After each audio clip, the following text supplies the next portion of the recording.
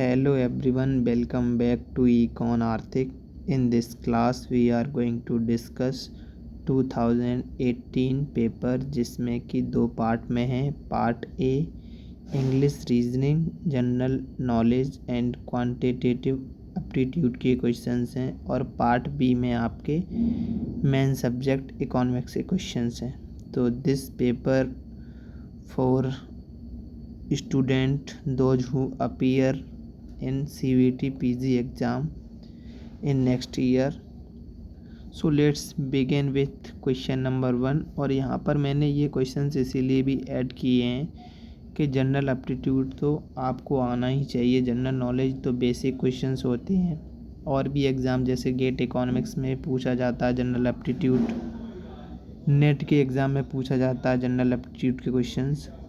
That's why हमने ये सब ऐड किया है। So let's begin with question number 1। Ashish drives is car extremely fast when there is rainfall. The underline word extremely is an example of. जो word यहाँ पर दिया गया है एक्सट्रीमली, वो क्या है? नाउन है, एडवर्ब है, एडजेक्टिव है और प्रोनाउन है। Which is correct answer? So जो वर्ड है एक्सट्रीमली, ये है आपका adverb. So option number B is our correct answer. अब आप एक्सप्लेनेशन भी देख सकते हैं यहाँ पर। ये नाउन क्या होता है एक्चुअली, उसका डेफिनेशन है ये। A noun names a person, place, things और idea. Extremely does none of this. तो एक्सट्रीमली यहाँ पर इनमें से कोई भी नहीं है। नाउन की डेफिनेशन क्या है? अ noun names a person, place, thing और आइडिया। आपका एडवर्ब करेक्ट है, तो extremely modifies the adjective fast, showing degree, words that modify adjective verbs and adverbs. Adjective क्या होता है? An adjective describe a noun directly, example fast car, but extremely describe fast, not a noun. Pronoun, a pronoun replace a noun with the help of he, she, it. Extremely is not a substitute for any noun. So correct answer is option number B, adverb. Moving to next question, question number 2। Which of the following is correctly spelled? इसको आपको pronounce करना है, जो कि यहाँ दे रखा है commodious. आपको पढ़ने में सेम लगेगा बट आपको स्पेलिंग एरर चेक करना है। तो which is correct answer? Option number A is correct answer for this, commodious. Next question, question number 3। Which part of the following sentence contains error? Never I had listened to such beautiful music as the piece we heard on the radio last night. तो यहाँ पर जो दे रखा है, इसमें जो sentence है उसमें जो कौन से वाले सेंटेंस में एरर है वो बताना है हमें। Sentence A, never I have listen. Sentence B, to such beautiful music. C, as the piece we heard. और D, on the radio last night. तो यहाँ पर जो एरर वाला है वो है आपका सेंटेंस ए। कौन सा है? Sentence A, never I have listened. Correct answer option number A. Next question आपका question number 4। Which of the alternatives is correct if the following sentence is change into passive voice, open your door. तो यहाँ पर जो sentence दे रखा है, इसको अगर आपने चेंज कर दिया पैसिव वॉइस में तो करेक्ट आंसर क्या होगा वो हमें बताना है। ए दे रखा है your door has opened. B में दे रखा है has your door be opened. C, let your door be opened. D, let's open your door. Which is correct answer? तो यहाँ पर जब आप इसे चेंज करेंगे पैसिव वॉइस में ओपन योर डोर, तो पहले आएगा let your door be open. So correct answer होगा option number C. Next question, which part of the following sentence contains error? A, Ganga's one of the most sacred river to Hindus is a trans-boundary river of Asia which flow through the nations of India and Bangladesh. तो यहाँ पर आपको 4 sentence दे रखे हैं। पहला क्या है? Ganga is one of the most sacred rivers. Second है टू हिंदूज। थर्ड दे रखा है is the trans boundary river of Asia. And last one is which flow through the nation of India and Bangladesh. So which is correct answer? Option number A is correct answer यहाँ पर। Now moving to next question, question number 6। He has fear to heights, मतलब आपको यहाँ पे fill in the blanks fill करना है। He has dot fear of height. Option A में दे रखा है a, B, an, C the, and D में none of the above. Which is correct for this sentence? तो he has a fear of heights. तो यहाँ पर आपका करेक्ट आंसर होगा ऑप्शन नंबर ए, इसमें कि ए ही है आपका भरना है। He has a fear of height. Now moving to next question, question number 7। Select the correct plural of arch. Arches, arch, archies and arch. तो आपको आर्च का यहाँ पर प्लूरल बताना है। सिंपल क्वेश्चन है ये देखा जाए तो यहाँ पर आपका जो आर्च का प्लूरल होगा वो होगा arches. So correct answer is option number ए। यहाँ पर एक्सप्लेनेशन दे रखा है, आपको डिटेल में पढ़ना है, आप एक्सप्लेनेशन पढ़ सकते हैं, ठीक है। Now question number 8। Which of the following best expresses the meaning of exasperate? A, alleviate, B, irritate, C, distrust, D, transcend. Which is correct answer? So option number B is correct. For what? Expresses the meaning of exasperate. तो यहाँ पर आपका जो meaning है इसका ये होगा आपका irritate. So option number B is correct answer. Now moving to next question, question number 9। Which of the following is opposite in meaning to the word captivate? Canvas, fascinate, offend, campaign। तो यहाँ पर जो word है आपका कैपिटिवेट, इसका जो opposite है वो कौन सा होगा? तो इसका अपोजिट आपका होगा opened. Option number C is correct answer. Question number 10। Which of the alternatives best expresses the meaning of the underlined phrase Sheetal is in the habit of taking French leave very often?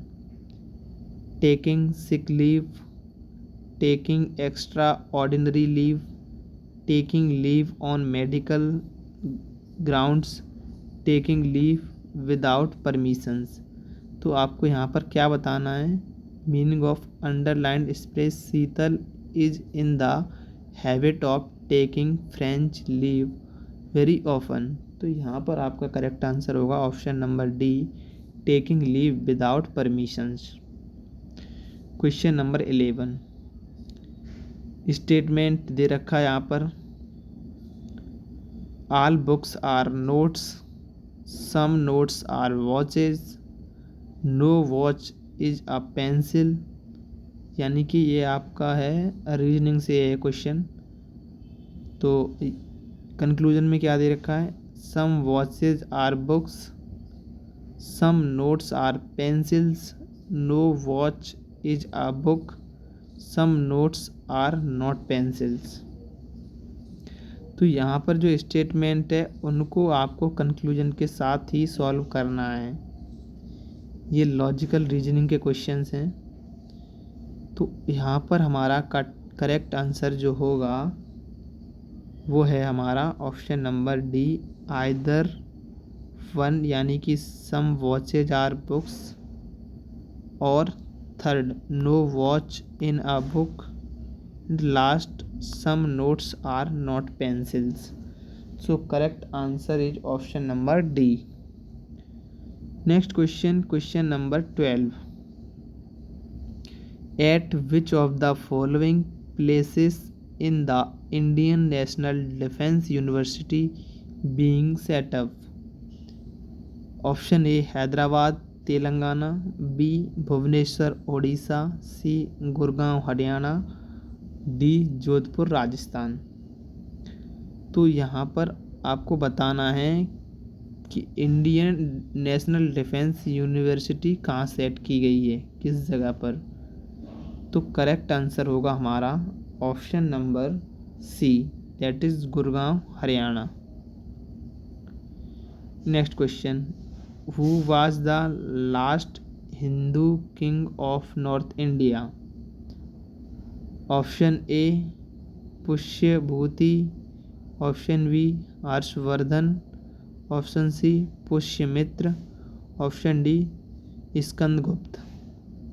तो जो last Hindu king of North India है वो हैं आपके हर्षवर्धन। कौन है? Harshavardhana. So option number B is correct, जो कि 17th century C is the traditional regarded as the last great Hindu ruler to unify much of North India. Pushyabhuti कौन थे? Was the founder of the dynasty to which Harsh belonged, not the last ruler referred here. और Pushyamitra Sung ruled centuries earlier and founded the Sung dynasty, not the last Hindu king of the North India. Skandgupta was the Gupta era ruler predating Harsh by roughly 2 centuries. Question number 14. Which of the following travelers visited India during the Gupta period? Option A Huanswang, B Fayan, C Marco Polo, D Niccolo Conti. Which is correct answer? किस time की बात हो रही है? Gupta period के time की बात हो रही है। तो उस टाइम पे कौन आया था? फायान आया था। तो option number B is correct answer for this question. Next question है आपका question number 15। The international day of older person is observed every year on. तो international day of older person कब मनाया जाता है? 1 अक्टूबर, 2, 3 एंड 4, मतलब अक्टूबर मंथ में मनाया जाता है। ये तो पता है आपको, ठीक है, बट अब आपको बताना है answer. So option number A is correct, यानी कि 1 अक्टूबर को मनाया जाता है International day of older Person. Next question, question number 16। Santosh trophy is related to cricket, hockey, football, badminton. तो संतोष ट्रॉफी जो है वो हमारी रिलेटेड है फुटबॉल से। किससे रिलेटेड है? फुटबॉल से रिलेटेड। अब आपको यहाँ पर 2 क्वेश्चन बताने हैं, दिलीप ट्रॉफी और रणजी ट्रॉफी किससे रिलेटेड है, तो आप इसका आंसर हमें कमेंट में बताएंगे। तो Santosh trophy is related to what? Football. So option number C is correct answer. Now moving to question number 17। What is the full form of ITTP in data communication? Option A दे रखा है hardware text trial protocol, B hyper text transfer package, C hyper text transfer protocol, D hyphenated text transfer protocol. So which is correct for full form of HTTP?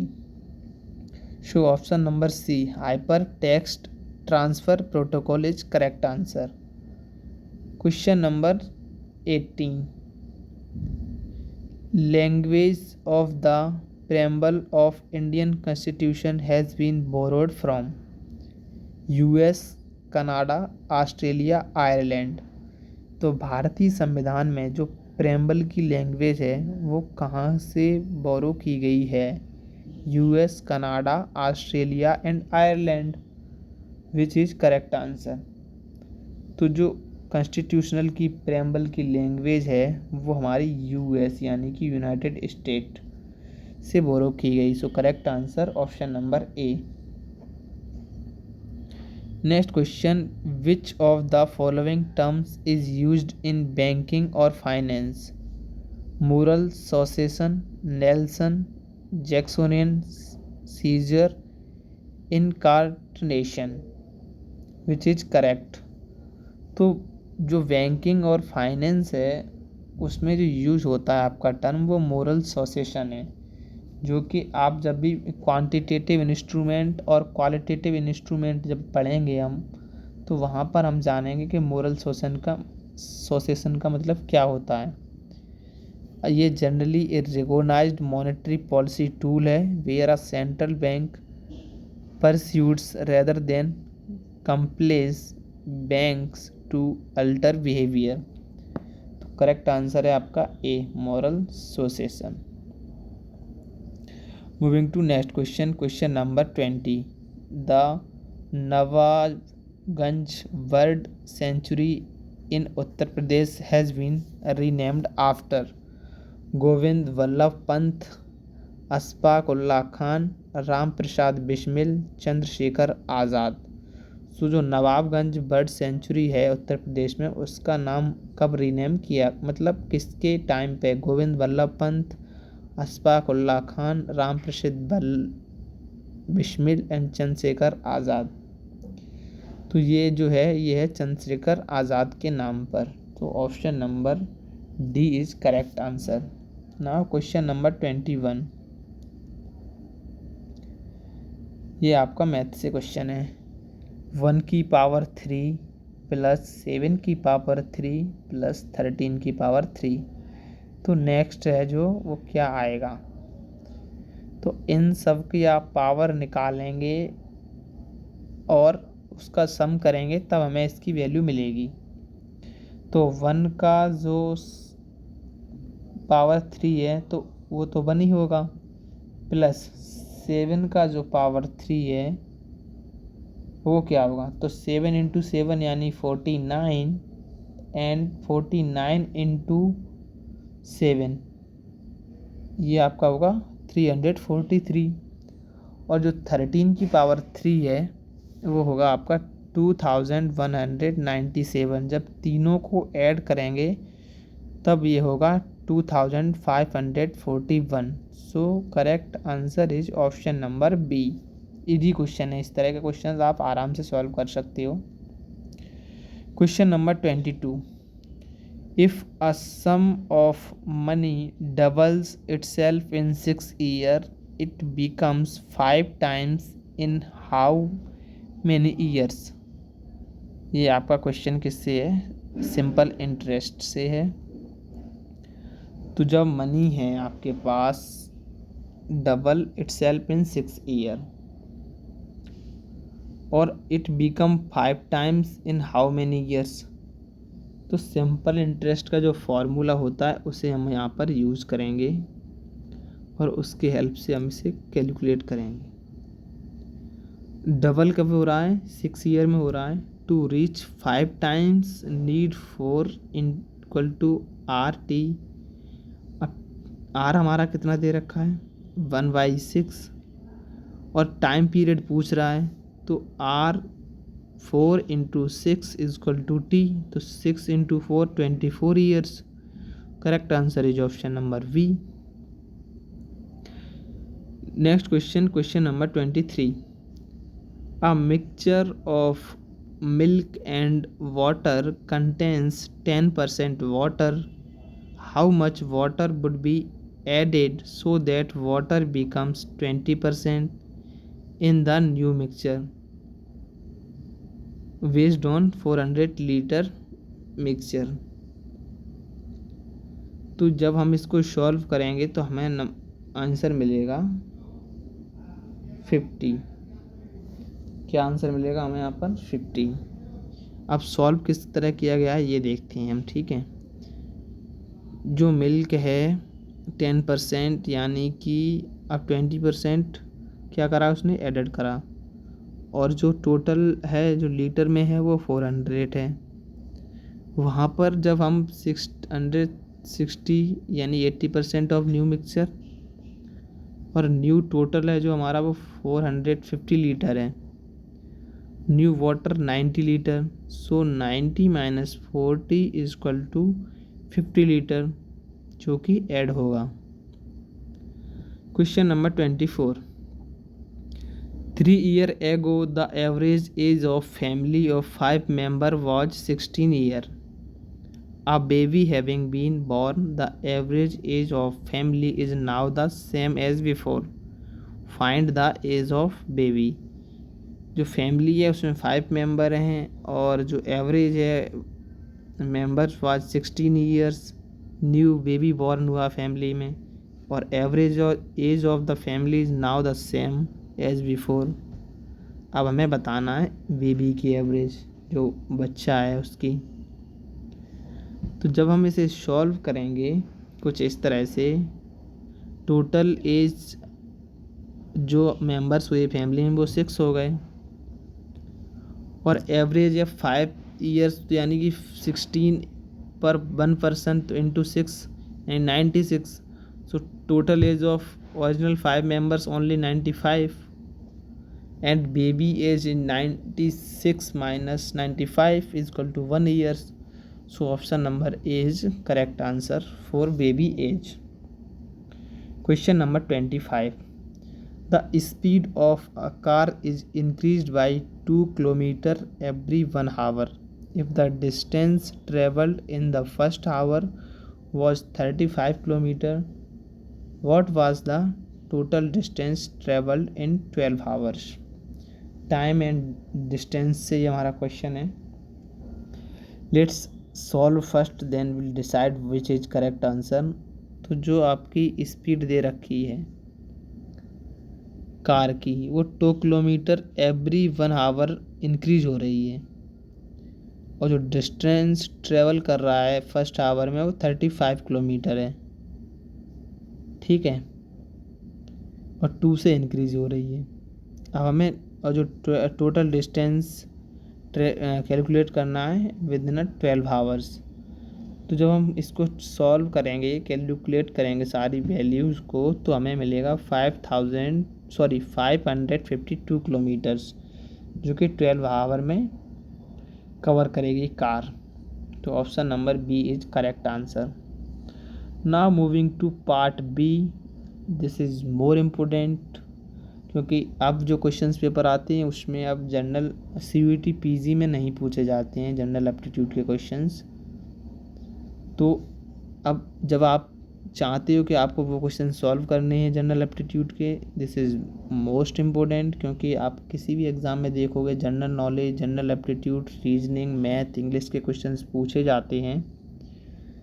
और part B से आपको देखना है तो first 23 minutes को आप skip कर सकते हो, मैं आपको बोल रहा हूँ, क्योंकि 23 मिनट्स में वो क्वेश्चन सॉल्व हुए हैं। अब हम यहाँ पर कुछ पार्ट बी डिस्कस करेंगे जिसमें क्वेश्चंस हैं आपके मेन सब्जेक्ट के। So let's begin with question number 26, which of the following is less likely to be affected by extreme values, mean, range, interquartile range and correlation. तो जो extreme values से less likely affect होता है वो हमारा है interquartile range. Option number C is correct answer. Next question, which of the following can be described as categorical variable, as, annual income, grade point average and religion. Categorical variable हमें बताना है यहाँ पर। तो जो रिलीजन है वो हमारा कैटेगोरिकल वेरिएबल है, यानी कि option number D is correct answer. Next question, question number 28, suppose a series x1 x2 ... xn has standard deviation sigma what is the standard deviation of x1 plus के, x2 plus के and xn plus के। तो यहाँ पर हमें scale और उसका जो कॉन्सेप्ट आप पढ़ोगे तो वहाँ आपको पता चलेगा कि स्टैंडर्ड डेविएशन में कुछ ऐड करने से जो आपकी सीरीज है और उसे डिवाइड करने से आपका स्टैंडर्ड डेविएशन अफेक्ट होता है और नहीं होता है। तो इसमें जो हमारा स्टैंडर्ड डेविएशन है वो आपका अफेक्ट नहीं होता है अगर आप किसी वैल्यूज़ को ऐड करोगे। सो करेक्ट आंसर हमारा होगा ऑप्शन नंबर ए, सिग्मा। सीरीज चेंज की, आपने सीरीज में कुछ ऐड करा बट वो अफेक्ट नहीं होगा स्टैंडर्ड डेविएशन। नेक्स्ट क्वेश्चन है आपका question number 29। Let x1 x2 x3 dot dot dot xn be random sample from mean and variance. What is the sampling distribution of X bar minus mu divide by S and under root N. ये formula किसका है ये बताना है हमें। तो ये formula हमारा टी डिस्ट्रीब्यूशन का, किसका, टी डिस्ट्रीब्यूशन का। So correct answer is option number B for this question. Now next question, question number 30। 60% want to register in business economics, 70% in financial economics and 45% want both. What is the probability that a student want to register in at least one of these? तो आप इसको एक formula होता है probability A union B equal to probability of A plus probability of B minus probability of A intersection B. तो वही फॉर्मूले का यहाँ पर यूज किया गया है, ठीक है। तो यहाँ पर आप बिजनेस इकोनॉमिक्स के लिए probability of A equal to 0.6 मान लो, फाइनेंशियल इकोनॉमिक्स के लिए probability of B equal to 0.7 कर लो, और जो इंटरसेक्शन वाला पार्ट है उसका हो गया 0.45। अब आप कैलकुलेट करेंगे तो ये दोनों ऐड हो जाएंगे और जो रिमेनिंग पार्ट है 0.45 वो माइनस हो जाएगा। तो उसी फॉर्मूला की हेल्प से हमारे पास वैल्यू जो आएगी वो होगी 0.85। So correct answer is option number B. क्या है correct answer? Option number B. Question number 31. A store sells from 0 to 12 mobile phones per day. Daily mobile phone sales in this case is a continuous random variable, discrete random variable, dummy variable और non random variable. जो store sales है वो per day 0 to 12 mobile phone cell कर रहा है, ठीक है। अब आपको बताना है जो डेली मोबाइल फ़ोन सेल है उसके वो कौन सा केस डिफाइन कर रहा है। तो वो डिफाइन कर रहा है यहाँ पर डिस्क्रीट रैंडम वेरिएबल को। किसको? Discrete random variable. अब डिस्क्रीट रैंडम वेरिएबल क्या होता है ये भी देख लो आप। The number of phone sold in a countable whole number 0 to 12 it making is discrete. Question number 32. If the mean age and variance of a class of 100 students are 20 and 25 respectively, यानी mean है वो है 20 और variance है 25, coefficient of variation हमें निकालना है। तो कोफिशिएंट ऑफ वेरिएशन निकालने के लिए पहले आप फॉर्मूला देख लो। कोफिशिएंट ऑफ वेरिएशन निकालने का जो फॉर्मूला है वो किस तरह हम कैलकुलेट करेंगे। तो वेरिएंस जो दे रखा है, वेरिएंस का ही जब हम अंडर रूट निकालते हैं वही हमारा होता है क्या, coefficient of variation. Under root यहाँ पर और वेरिएशन की बात हो रही तो कितना परसेंट वेरिएशन होगा वो भी तो चेक करना होगा। तो इस तरह से यहाँ पर आपका सिंपली ये हो जाएगा हमारा जो कोफिशिएंट कोरिलेशन जब आप पढ़ोगे वहाँ पे आपको इस तरह के क्वेश्चंस मिलेंगे। तो वहाँ जब आप इस तरह के क्वेश्चंस देखोगे तो इजी होगा, वो फॉर्मूला आपको मैं करवाऊँगा तब आप समझ पाओगे। तो यहाँ पर आ जाएगा आपका जो वेरिएंस है उसका √25 यानी कि 5 का स्क्वायर 25 और 5 divide by mean into 100 equal to 25%. So correct answer is option number C, that is 25%. Moving to next question, question number 33. A numerical description of the outcome of an experiment is called descriptive statistics, probability function, variance and sample.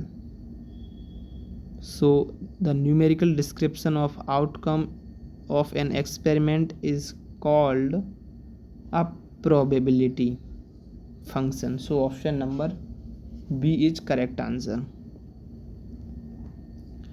Next question, the level of significance is the same as confidence coefficient, same as p-value, maximum allowable probability of type 1 error and maximum allowable probability of type 2 error. तो जो level of significance है वो है maximum allowable probability of type 1 error. So correct answer is option number C for this question. Next question है आपका 35. In a sample of 300 students 60 are economics major, the university weekly reported 20% of students are economics majors. This is an example of sample, population, statistical inference, mean deviation. किसका answer है ये? तो ये है answer आपका statistical inference का. Next question 36. A bet is said to be a fair bet whose expected winning is always positive, expected winning is always negative, expected winning is equal to 0 and expected winning is equal to 1. तो यहाँ पर fair बेट की बात हो रही है तो वो होगा हमारा expected winning is equal to what? Equal to 0. So option number C is correct answer. Question number 37. Game with a fair die win 20 rupee in 3 turn-up, 40 rupee in 5 turn-up, 30 rupee loss in 6 turn-up, nothing otherwise. Expected winning is क्या होगी? 30 rupees, 10 rupees, 5 rupees और 20 rupees. तो जब आप इसको solve करोगे expected winning निकालोगे तो 20 + 40 - 30 डिवाइड बाई 6. डाइस को आप रोल कर रहे हो ना इसलिए डिवाइड बाई 6 किया गया है. तो यहाँ पर आपकी विनिंग आएगी 5. So option number C is correct answer क्योंकि डाइस में 6 ही कैरेक्टरिस्टिक्स होते हैं 1 2 3 4 5 6. Question number 38. Mean and median salaries are 60 rupees and 45 rupees. Standard deviation is 5 rupees. Coefficient of skewness calculate करना है. तो फर्स्ट हम इसका फॉर्मूला देखते हैं. फॉर्मूला क्या है इसका? 3 into mean minus median divide by standard deviation. तो 3 हमें दे रखा है ऑलरेडी फार्मूला में. मीन है 60 and median 45 divide by 5 equal to 45 divide by 5 and 5 9 या 45. So 9 is correct answer. Option number A is correct. Question number 39. The coefficient of correlation should be. Value किसके और किसके बीच में लाई करती है? 0 to 1, -1 +1 -1 1 और -1 और 0 के बीच में। क्या है इसका करेक्ट आंसर? तो कोफिशिएंट ऑफ कोरिलेशन की वैल्यू -1 और 1 के बीच में लाई करती है। So option number C is correct answer. Question number 40, the fitted regression is y = -15 + 0.75x. what is the residual at x = 30 and y = 50? तो x की जगह पे आप 30 रखोगे और y की जगह पे 50 रखोगे और इसको फिर हम सॉल्व करेंगे तो वहाँ से हमें वैल्यू मिल जाएगी क्या 42.5। That is option number A is correct answer. -50 दे रखा था, वाई हेड हमें कैलकुलेट करना था, वहाँ से हमने एक्चुअल और प्रेडिक्टेड वैल्यू निकाली। एक्चुअल वैल्यू जो हमारी आई थी वो है 50 और प्रेडिक्टेड जो वैल्यू है वो है हमारी 7.5। After subtraction we will get 42.5। Question number 41, S D of x and y are 2.5 and 1.25. Covariance is 0.80. Find the correlation coefficient. Correlation coefficient से बहुत सारे क्वेश्चंस पूछे गए थे इस पेपर में, 2-3 क्वेश्चंस हैं कोरिलेशन से।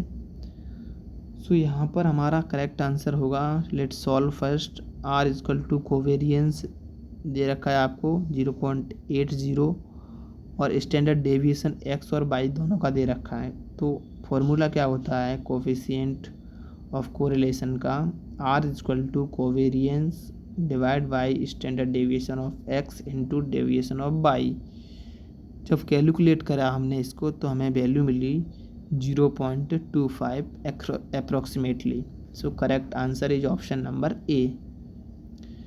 Question number 42, quantity demanded rises from 40,000 to 48 when income rises from 30,000 to 33. Income elasticity of demand what 1, 0, 2 or cannot be find. क्या होगा इसका correct answer? So let's solve with the help of formula. Percentage change in quantity divide by percentage change in income. तो percentage change in quantity is 20% and percentage change in income is 10% is equal to 2, यानी 0 से 0 cancel तो 2 बचा। तो correct answer हमारा होगा option number C for income elasticity of demand is equal to 2। Question number 43, fx is equal to 4x³ minus 5x² plus 10 implies to what? f1 is equal to 10। तो यहाँ पर जब आप f(x) की जगह पर 1 पुट करोगे तो वैल्यू 10 आ रही है क्या? अगर आ रही है तो सही है, नहीं आ रही तो गलत है। अब fx का आप डबल डेरिवेटिव करके 2 वैल्यू पुट करोगे तो 20 आ रहा है। अगेन आपको फिर डबल डेरिवेटिव करना है तो 24x - 10 एंड f का 1 टाइम डेरिवेटिव करना है तो 12x² - 10x + 10 आ रहा है। तो नहीं, ये गलत होगा। तो जब फंक्शन f(x) = 4x³ - 5x² + 10 का आप फर्स्ट डेरिवेटिव करोगे तो वो होगा हमारा 4 × 3x² - 5 × 2x यानी कि 24x - 10। तो हमारा आंसर हो जाएगा यहाँ पर 2 वो कैंसिल आ जाएगा तो यानी 12 × 2 यानी 24x - 10। So option number C is correct answer. Next question number 44, the sum of diagonal element of square matrix is known as. Option A determinants of the matrix, option B trace of the matrix, option D cofactor of the matrix, option D adjoint matrix. यहाँ पर हमारा correct answer होगा option number B trace of matrix. जब आप square matrix के जो diagonal element होते हैं उन्हें हम जब सम करते हैं तो हमारा वो ट्रेस ऑफ मैट्रिक्स होता है। So option number B is correct answer. Next question, question number 45। Let Y equal to X की पावर 4 माइनस 6 एक्स की पावर 3 प्लस 4 एक्स की power 2 minus 13 at X equal to 4 the function is increasing, decreasing, stationary and none of the above.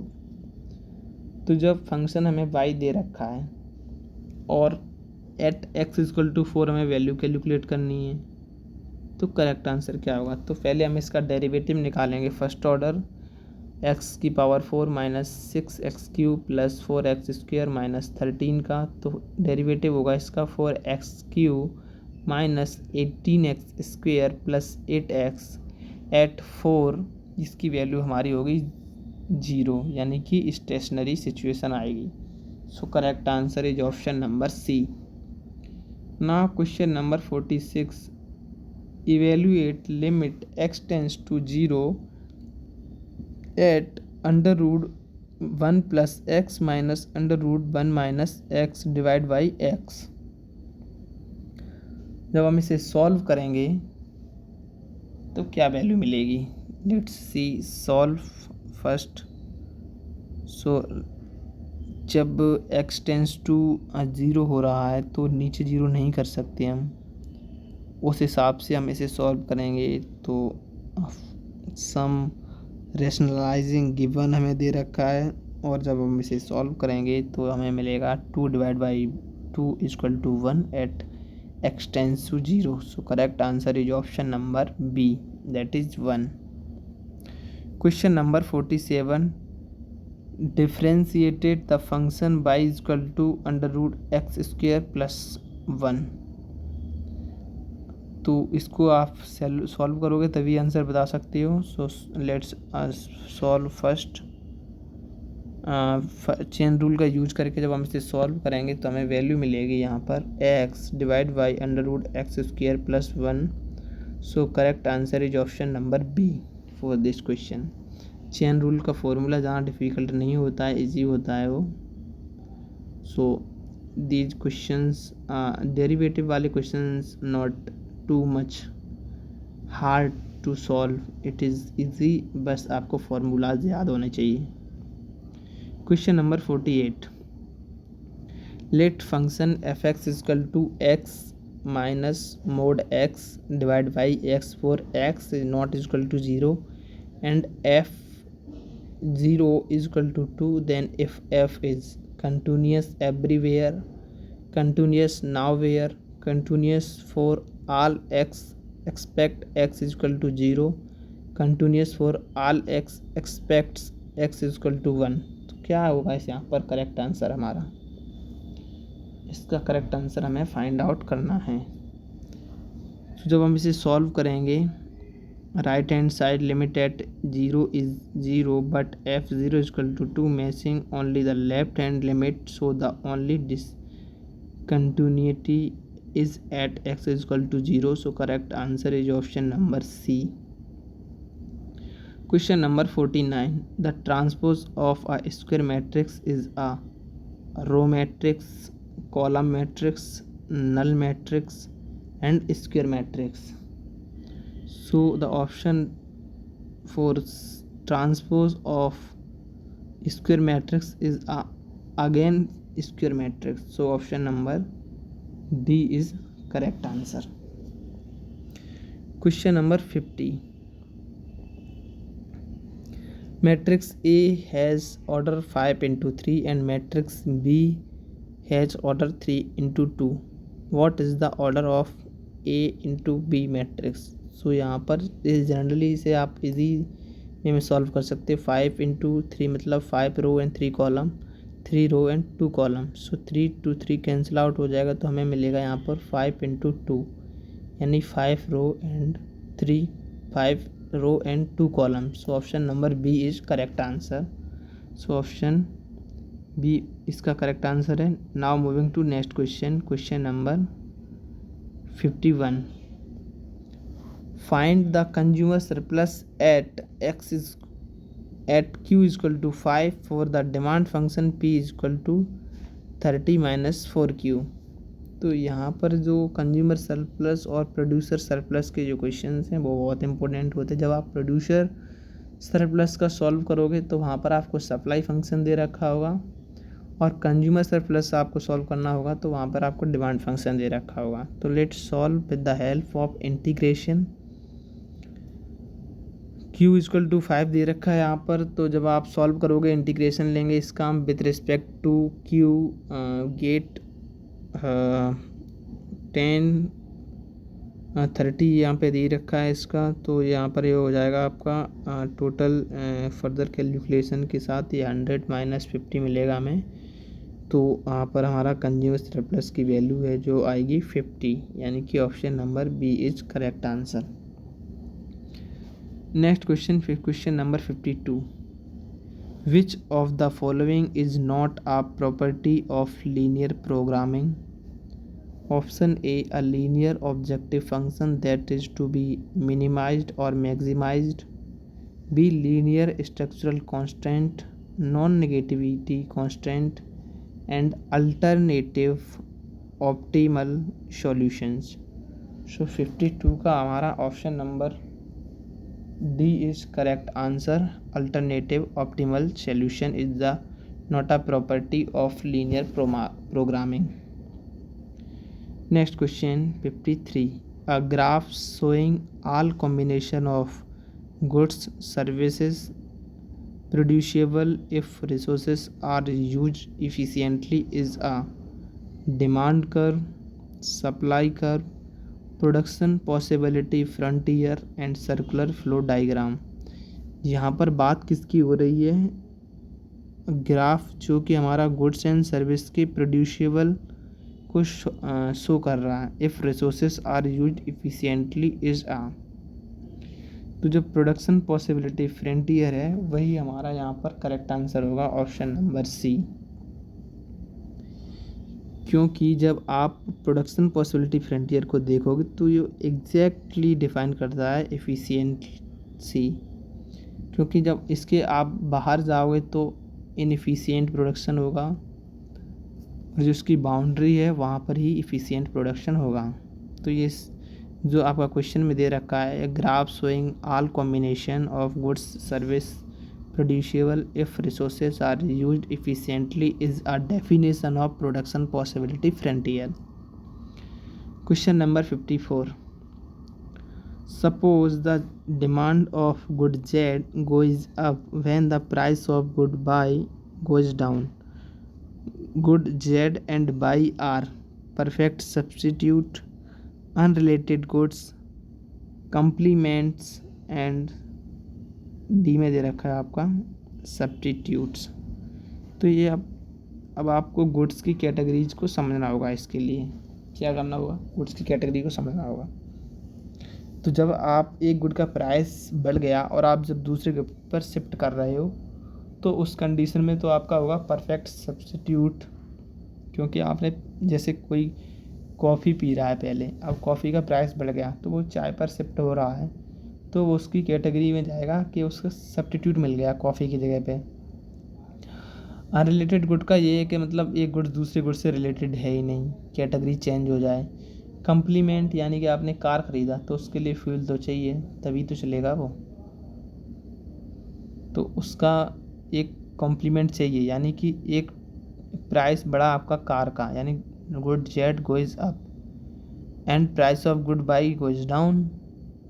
So good Z and good Y are what, क्या है इनका बीच का जो relation है वो क्या है? तो यहाँ पर है इसका रिलेशन जो है कम्प्लीमेंट्स हैं, both goods are complement since demand of for Z rises as buy become cheaper and buy more of Y is bought, the goods are used together, that is complements.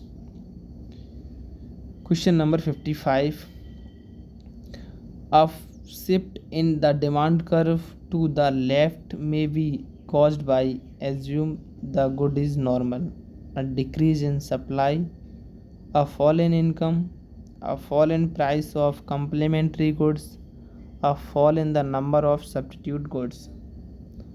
So when the income fall, people buy less good. That's why the demand curve shift to leftward. So option number B is correct answer. Question number 56. All of the following can be classified as positive economics aspect. In time of depression, unemployment rises. B. Rise in tax rates increases the revenue of the governments. C. Sharp decline in industrial output may hurt the GDP growth rate. D. Increase in petrol prices leads to increase in demand for CNG vehicle. So correct answer for this question is option number B, that is rise in tax rates increase the revenue of government. This is positive economic aspect. So option number B is correct. Next question, question number 57. Given that the market for shirt is in equilibrium, if the price of cotton decreases, the equilibrium price and quantity respectively of shirt will. Market for shirt is an equilibrium में है, ठीक है। अब जब cotton का price decrease हुआ तो equilibrium जो है प्राइस एंड क्वांटिटी का क्या होगा, प्राइस इंक्रीज तो क्वांटिटी भी इंक्रीज होगी क्या। अब जब कॉटन का प्राइस डिक्रीज हुआ है तो price of shirt and quantity will decrease, increase, decrease and decrease and increase. तो हमें इसको विथ रिस्पेक्ट हम इसको सॉल्व करेंगे with the help of cotton price decrease, यानी कॉटन का प्राइस डिक्रीज हुआ तो शर्ट का प्राइस भी डिक्रीज होना चाहिए। शर्ट का प्राइस डिक्रीज होगा तो यानी कि उसका जो सप्लाई है, जो जब किसी गुड्स का प्राइस डिक्रीज हुआ तो उसका डिमांड और क्वांटिटी उसकी इंक्रीज होगी। सो option number D is correct answer. Question number 58. Which of the following is not a macroeconomic issue? A. The study of the relationship between the unemployment rate and the inflation rate. B. The forces determining the price level in an individual market. C. The determination of total output in the economy. D. The aggregate behavior of all decision making units in the economy. तो macro economic issue के बारे में बात कर रहा है और पूछ रहा है it not a macro economic issue. So A आपका इशू है macro economic. The force determining the price level in individual market, जहाँ पर इंडिविजुअल मार्केट की बात आएगी तो वहाँ पर आपकी माइक्रो इकोनॉमिक्स आएगी। माइक्रो इकोनॉमिक्स की आई यानी कि इंडिविजुअल और मैक्रो इकोनॉमिक्स में ए यानी कि एग्रीगेट लेवल की बात हो रही है। तो यहाँ पर हमारा करेक्ट आंसर होगा option number B, the force determining the price level in individual market is not a macro economic issue. Question number 59. France experiences a productivity improvement from better technology in terms of France's PPF.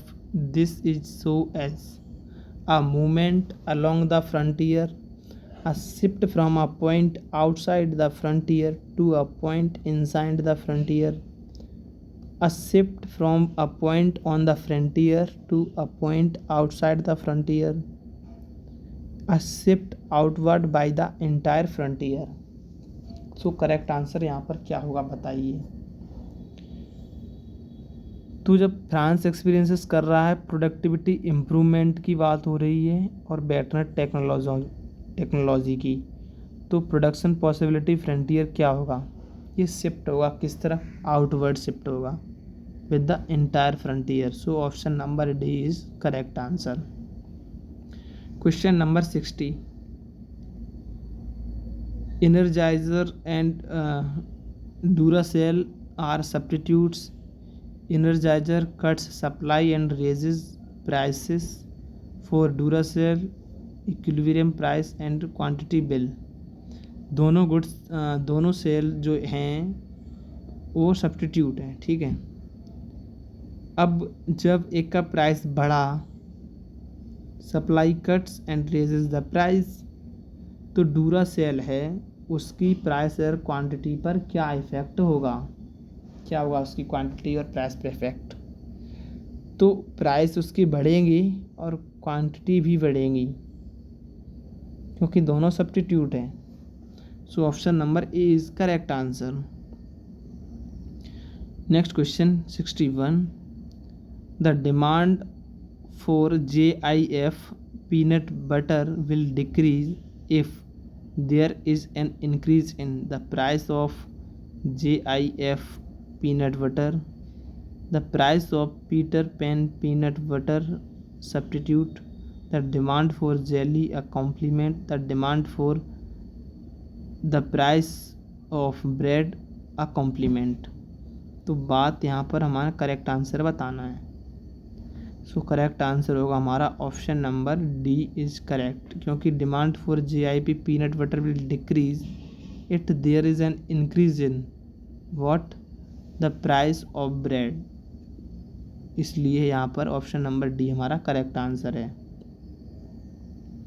Bread and peanut butter are complements, generally आप use करते हैं तो देखा होगा आपने, bread और peanut butter को साथ में खाते हैं लोग। तो prices bread reduces bread purchases, which is then reduced demand for peanut butter used with it. Question number 62, a 10% of price increase leads to a 5% decrease in quantity demanded for of video games. Elasticity, demand type and effect on the total revenue. Option A -0.5 inelastic decrease, B -2.0 elastic decrease, C 0.5 inelastic increase, D -0.2.0 elastic increase. So correct answer is option number C -0.5 inelastic increase. Solve किस तरह करा है ये भी देख लेते हैं। Elasticity का percentage change in and percentage divide by quantity and demand, price and quantity. After solution we get -0.5 inelastic. With inelastic demand the price rise increase total revenue. So correct answer is option number C. Question number 63, when an economy uses all its resources fully in production, then option A, it will always lie on the production possibility frontier. It will lie outside the PPF. C, it may not lie on the PPF. It will lie on the midpoint of the PPF. तो fully used हो रहा है resources का और in production. So option number A, यानी कि it will always lie on the production possibility frontier. So A is our correct answer. Next question 64, chicken and fish are substitutes. If the price of chicken increase the demand for fish will increase और decrease but the demand curve for chicken will not change. B, increase and the demand curve for fish will shift rightward. C, not change but there will be a movement along the demand curve for fish. D, decrease and the demand curve for fish will shift leftward. So 64 का हमारा correct answer क्या होगा? Think it is very important. Substitute complement से question पूछे जाते हैं। तो both goods are substitute हैं। तो जब हमारा प्राइस चिकन का इंक्रीज हुआ है तो फिश का भी इंक्रीज होगा, और जब फिश का इंक्रीज होगा तो demand curve for fish will shift rightward. Yes of course it will shift rightward. So option number B is correct answer. Next question 65, the price of a bus ride decreases but the total revenue of the bus company decrease. The demand for bus ride is unit elastic, B elastic, C inelastic, D perfectly inelastic. The price of बस ride decrease और total revenue भी decrease कर गया है बस company का। तो जो डिमांड है बस राइड की वो क्या है, वो है demand inelastic. So option number C is correct answer. Revenue falling alongside a price decrease indicates the percentage rise in quantity is smaller than the percentage price fall that is inelastic demand. Question number 66. A simple Keynesian model A overstated the effect of an increase in government spending by neglecting the necessary increase in interest rate and consequent decline in investment that accompany an increase in government spending. B.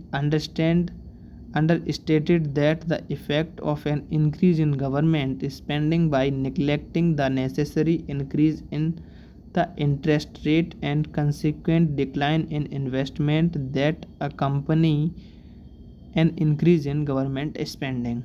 C.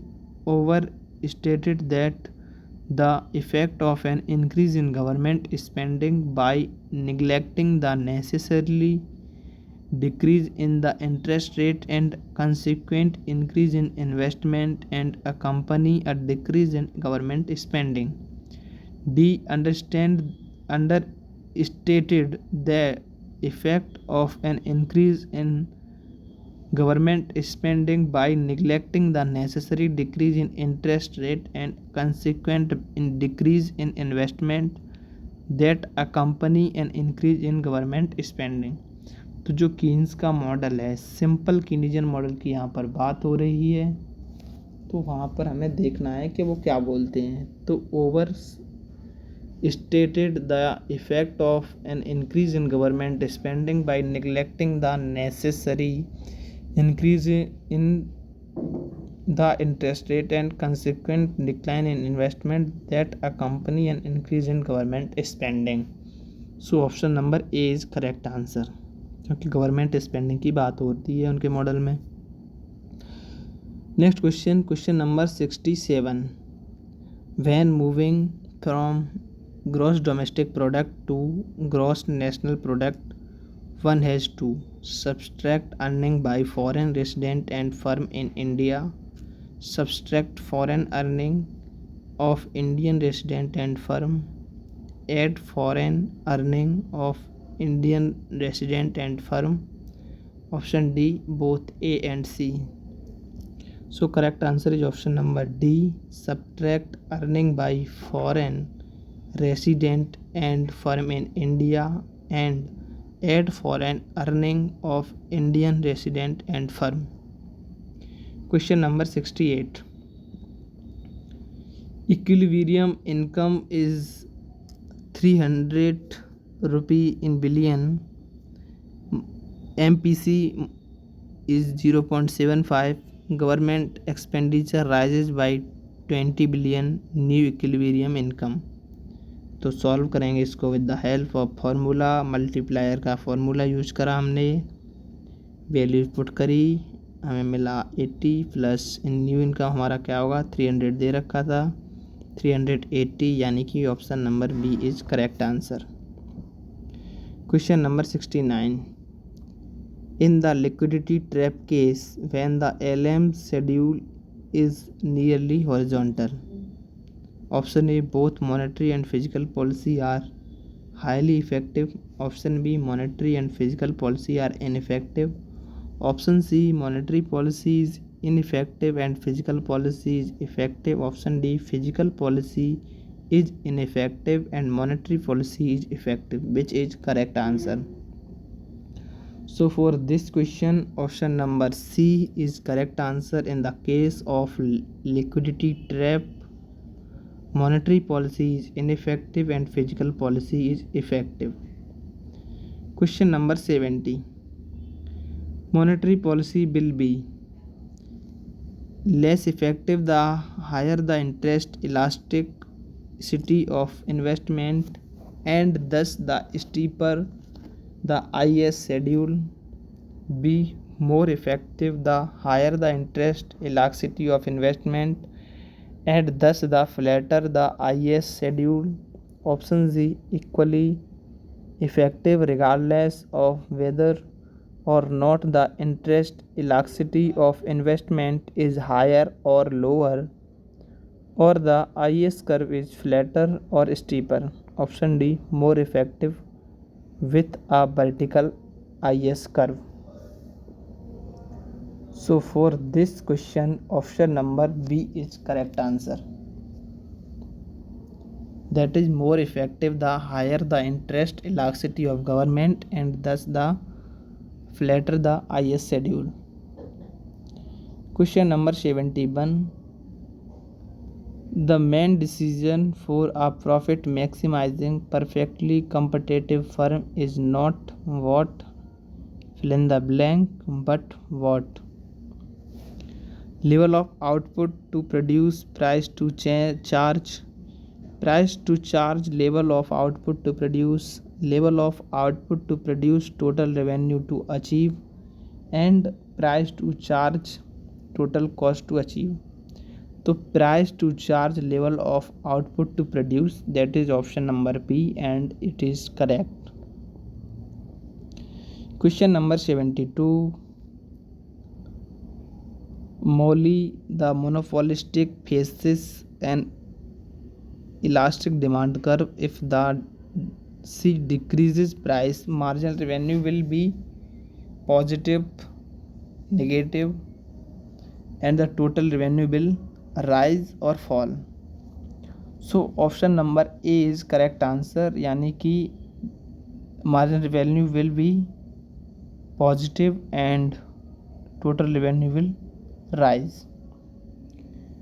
Question number 73. Consumer surplus is equal to price minus marginal cost. B. Less in the case of single price monopoly than in the case of perfectly competitive industry. C. 0 for a single price monopolistic. D. Positive in the case of monopolistic practicing perfect price discrimination. So यहाँ पर हमारा जो correct answer होगा option number B, less in the case of single price monopoly than in the case of perfectly competitive industry. Question number 74. Compare to a competitive industry a monopoly transfers. Option A consumer surplus to producers, producer surplus to consumers, deadweight loss away from producer to consumers, and deadweight loss away from consumer to producer. Option number A is correct for this. Compared to an competitive industry, a monopoly transfer consumer surplus to producers. Next question 75. Firm in an oligopoly are independent of each other action. Can each influence the market price, charge a price equal to marginal revenue. तो यहाँ पर आपको ये question पूछा गया है आपके oligopoly market के अजम्पशन से. तो इस केस में जो फर्म हैं वो क्या करती है, तो each firm and influence the market price. So option number C is correct answer. Next question. Opportunity cost most broadly defined is the additional cost of producing an additional unit of output. Next, what we forgo और give up when we make a choice और decision. C. A cost that cannot be avoided regardless of what is done in the future. D.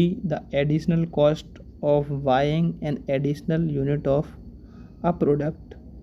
तो जब opportunity cost की बात हो रही है तो आपको एक चीज़ को बोलोगे आप गिव अप, जब एक को आप छोड़ोगे तो दूसरे को ऐड करोगे, या दूसरे को ऐड करना चाहोगे तो एक को आपको जाने देगा। जहाँ पर अपॉर्चुनिटी कॉस्ट कम होगा उसको आप अपने पास एक्सेप्ट करोगे, और जहाँ पर ज़्यादा होगा आप, ये डिसीजन डिपेंड करता है person to person. So option number B is correct, what we forgo और give up when we make a choice और decision. Next question, question number 77, the accelerator theory of investment say that induced investment is determined by the rate of change of national income, B expectations, C the level of national income, D the level of aggregate demand. So option number A is correct answer, the rate of change of national income. Now moving to next question, question number 78,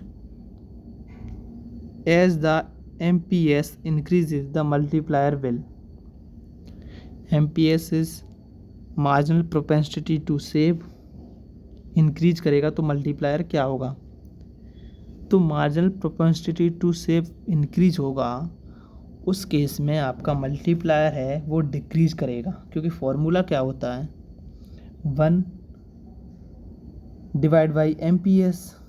so MPS increase यानी denominator बढ़ेगा, तो value जब calculate करोगे final तो that will be decrease, that's why the option number D is correct answer. Next question, question number 79, for which of the following market structure is it assumed that there are barriers to entry? In which market? Perfect competition,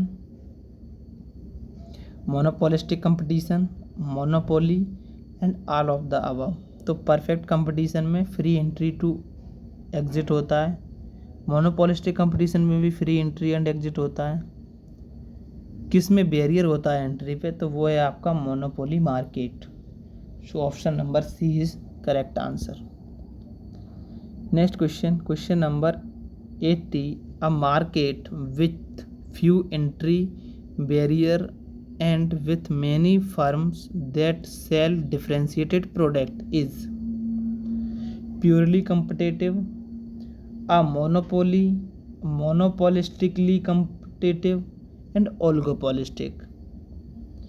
तो जब आपको free entry है, few firm entry barriers and with many firm that sell differentiated product is the assumptions of monopolistically competitive market. So option number C is correct answer for this question. Moving to next question 81, a given good is a good that people buy more of their income fall, is a good which people buy more of as its price increase, is a good on which people spend a small portion of their income as a vertical demand curve। तो given good का होता है जो condition, वो होता है उसकी price increase होती है तब उसको लोग ज़्यादा खरीदते हैं। So option number B is correct answer. Next question, question number 82, physical policy refers to the action of the central bank is controlling the money supply, this is related to monetary policy.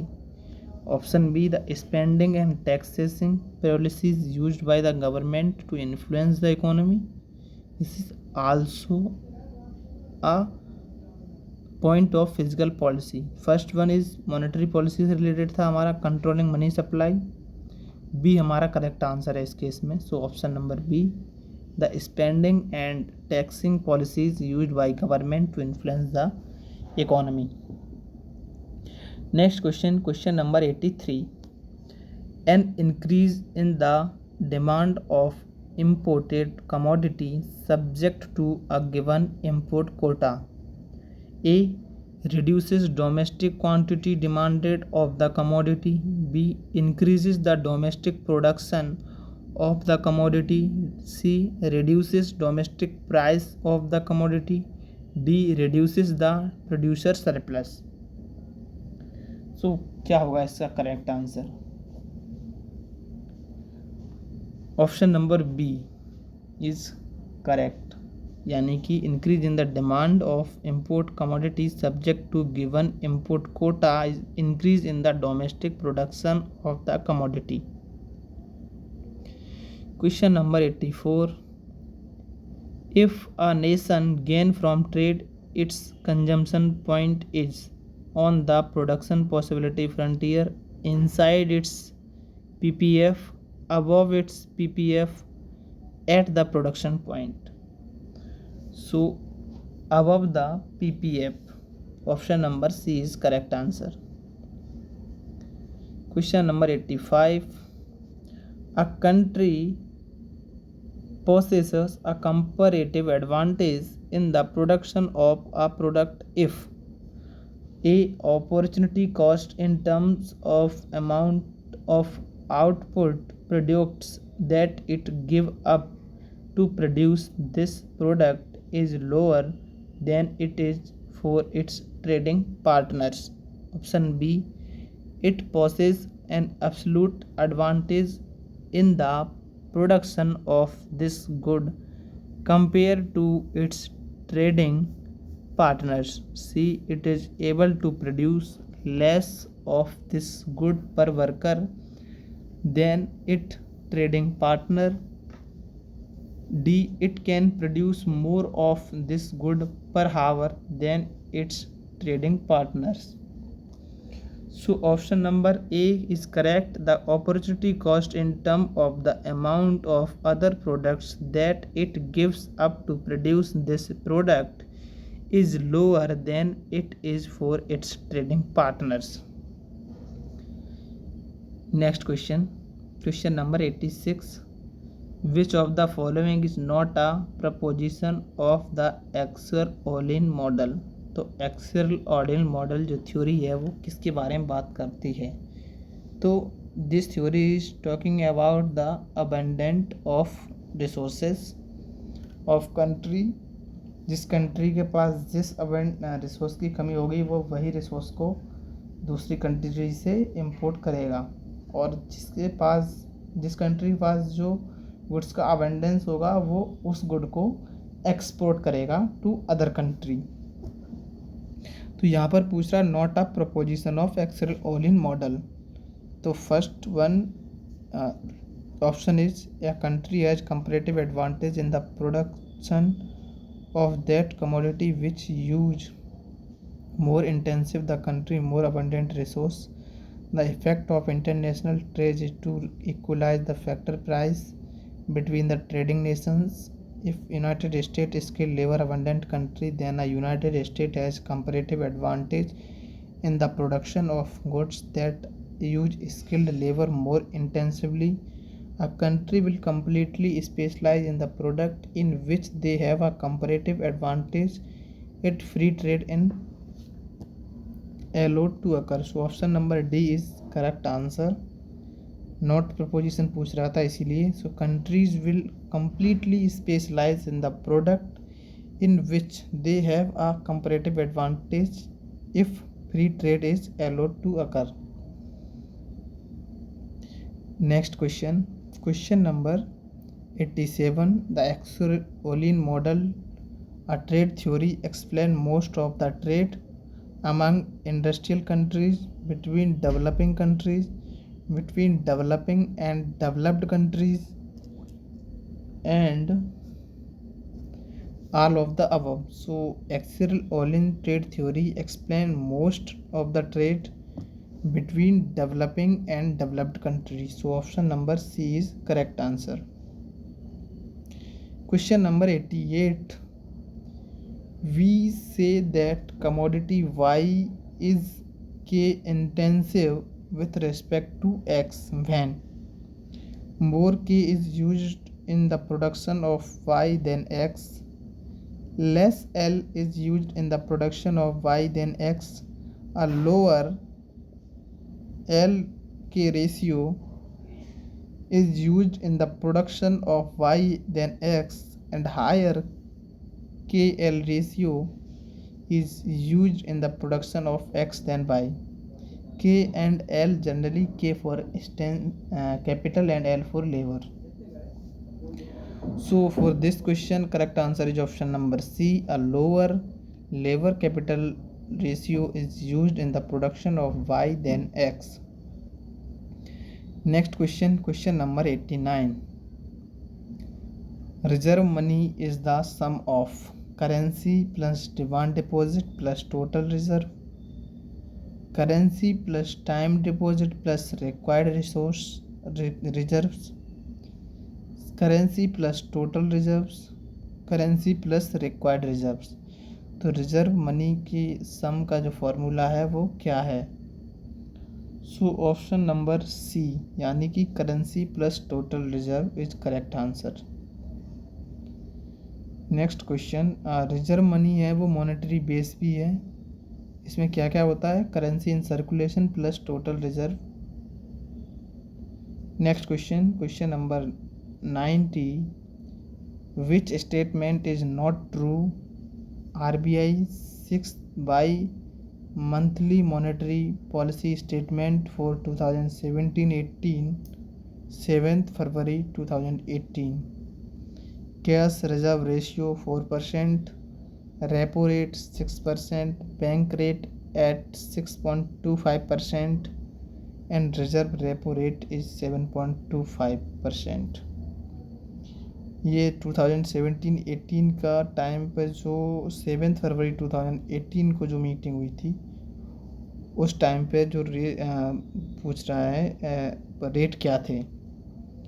Not true. तो यहाँ पर जो D है reverse repo rate 7.25% is not true और बाकी तीनों true हैं उस टाइम पीरियड पे। अभी करंट में थोड़ा ये जो रेट्स होते हैं वो चेंज होते रहते हैं, तो इनके लिए आपको अप टू डेट रहना होगा। Question number 91. The process by which RBI or any central bank protect the economy against adverse economic shocks is known as protection, liberalization, stabilization and sterilization. तो यहाँ पर क्या होगा हमारा correct answer? That is stabilization. So option number C is correct answer. Question number 92. Which of the following is not an asset held by commercial banks? A. Bills of exchange, B. Current account deposits, C. Money lent at short notice, D. Credit balances with central bank. So option number which is correct? Following is not an asset held by commercial bank. So option number B is correct, current account deposits. Next question, question number 93. Which among the following industrial policy was based upon the Mahalanobis model of growth? Industrial Policy Resolution 1956, B. Industrial Policy Statement 1973, Industrial Policy Statement 1977, and none of the above. So Mahalanobis model is कब आया? ये 5 year plan जो थे उसमें जो second 5 year plan था उस time की बात है, तो यानी option number A is correct answer. Next question number 94. The Mahatma Gandhi national rural employment guarantee act mandates at least what fraction of the beneficiaries to be women? 25%, 30%, 45% and 50%.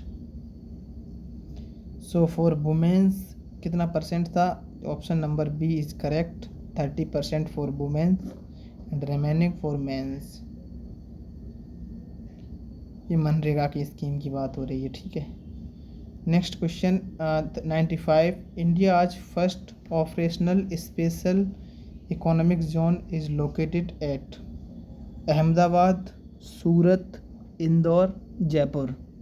तो first की बात हो रही है यहाँ पर स्पेशल इकोनॉमिक जोन, जो कि कहाँ पर है? सूरत में लोकेटेड है। कहाँ पर है? सूरत में। So option number B is correct answer. Next question 96. India has had a planned holiday after the China-India War of 1962, after the India-Pakistan War of 1965, after the drought of 1966, and none of the above. So which is correct? After the India-Pakistan War of 1965, India had a planned holiday. So option number B is correct answer. Next question number holiday plan 1966 से लेकर 1969 तक रहा. Question number 97, rolling plan was designed of the period. इस question का answer आपको ऊपर वाले question में मिल गया है. सो ऑप्शन नंबर ए नहीं, option number B is correct. Question number 96 जो यहाँ पर था, इसमें बात की गई थी प्लान हॉलीडे की.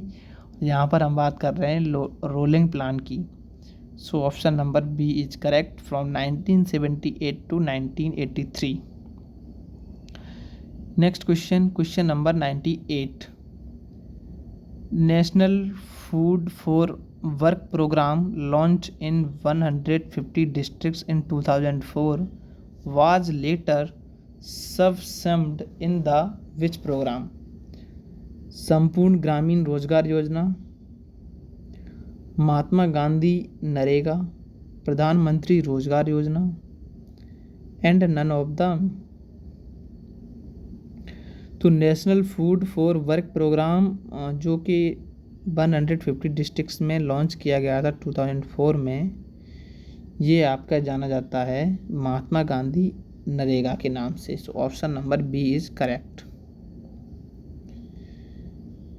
Question number 99, Indian Green Revolution is the most successful in wheat and potato, jowar and oilseeds, tea and coffee, wheat and rice. So most successful green revolution in wheat and rice. So correct answer is option number D. Next question, this is last question for this paper. Match list 1 with 2. The labor theory of value given by, और इसकी बात किस में की जाती है. So it is related to Ricardian theory. Second, concept of opportunity cost, this is modern theory. Differences in factor price is actual Ohlin theory. And community indifference curve is related to fourth का आपका क्या होगा, first का क्या है, labour theory of value is Ricardian theory. So first का 3, यानी कि आंसर तो हमें यहीं मिल गया. ठीक है, कन्फ्यूजन हो रहा है फोर्थ वाले में. Concept of opportunity cost is fourth यानी modern theory. Third one is differences in factor price is related to Exer-Olin theory, and fourth one, community indifference curve is related to offer curve. So option number A is correct answer for this question. Theory और ये mismatch of all pairing relative to their correct theoretical association. So यहाँ पर हमारा correct answer option number ए है. आपके लिए एक छोटा सा क्वेश्चन है यहाँ पर. Labour theory of value, opportunity cost, Excel-Olin theory and community indifference curve, इनकी आपको बस टाइम पीरियड लिखने हैं कमेंट में. ठीक है, क्योंकि जब आप कुछ चीज़ों को लिखोगे तो आपको याद भी रहेंगे वो चीज़ें, वो क्वेश्चंस, वो कॉन्सेप्ट्स आपको याद रहेंगे. So this is complete solution of 2018 paper. If you have any doubt, write in the comment, and thanks for watching.